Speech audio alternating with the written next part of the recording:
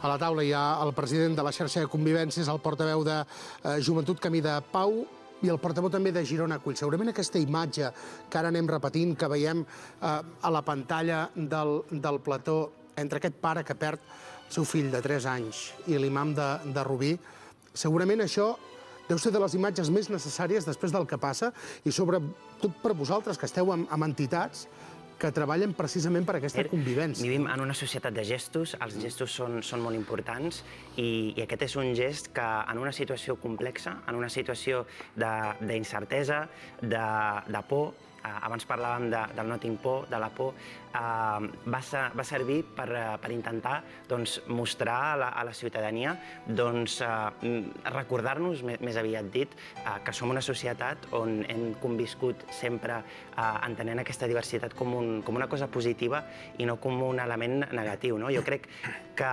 una de les respostes més destacades a Europa, jo crec que va ser la de Barcelona, abans es parlava de quina diferència hi havia hagut entre les diverses repercussions, la societat catalana va respondre amb una fermesa i un sentiment de recordar que som una terra que està orgullosa de la seva diversitat i aquesta foto ho simbolitza. Jo intento sempre ser pragmàtic, calen respostes, cal molta informació per poder entendre què ha passat, però sobretot calen accions. La gent del carrer, la ciutadania, el que necessita també és com podem millorar la convivència a les escoles, com podem millorar la convivència al carrer, i això passa des de fer una reflexió profunda de quin és el model d'inclusió que volem construir.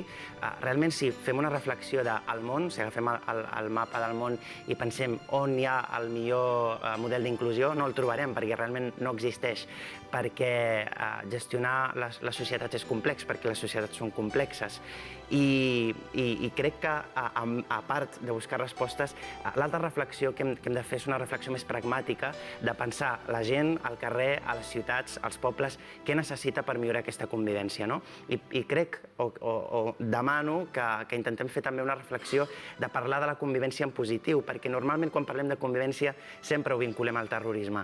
O sempre ho vinculem a un problema. O ho vinculem a un problema. I cal parlar de la convivència en positiu, perquè al país ara mateix hi ha molts voluntaris, hi ha moltes entitats que fan coses que estan canviant les coses, i gràcies a aquestes entitats s'està mantenint una pau social al país. De fet, a mi m'agradaria preguntar-vos molt ràpidament, en el seu moment, quan van passar els atemptats, tothom va dir que s'havia de posar fil a l'agulla, s'havien de fer coses, l'administració també.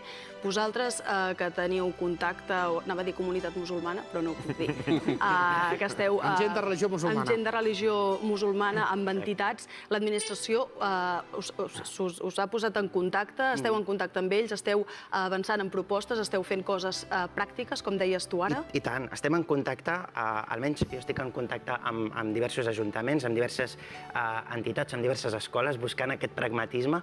El que passa és que tu pots tenir molta bona voluntat, però si no hi ha una estructura, si l'administració no respon, això és molt complicat. Em consta que des de les administracions públiques s'estan intentant posar els mitjans, però és que cal una reflexió molt més enllà de tot això. Cal pensar des de les escoles, des del sistema educatiu, com podem ajudar a que tinguin més recursos els mestres i educadors a entendre, sobretot entendre, perquè hi ha molt de desconeixement i el que cal és fomentar aquest coneixement. I precisament per això hem muntat aquesta taula avui. De veritat, no? Perquè a vegades hi ha moltes coses que costen d'entendre. I quan hi ha masses preguntes sense respostes, esperem que alguna l'haguem pogut respondre. Mohamed El Amrani, em sembla que ara ho he dit bé. Gràcies i bona nit. Gràcies.